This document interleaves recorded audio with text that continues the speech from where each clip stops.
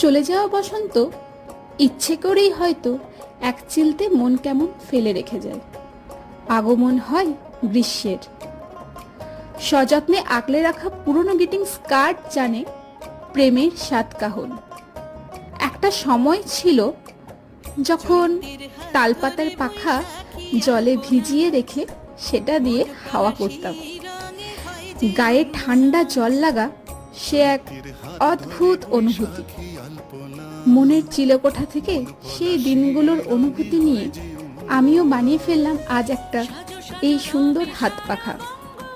যাই হোক, ব্যস্ততা, ক্যারিয়ার আর অস্তিত্ব টিকিয়ে রাখার মহামিছিলে সবাইকেই জানাই শুভ নববর্ষের অনেক অনেক শুভেচ্ছা ও অনেক অনেক অভিনন্দন।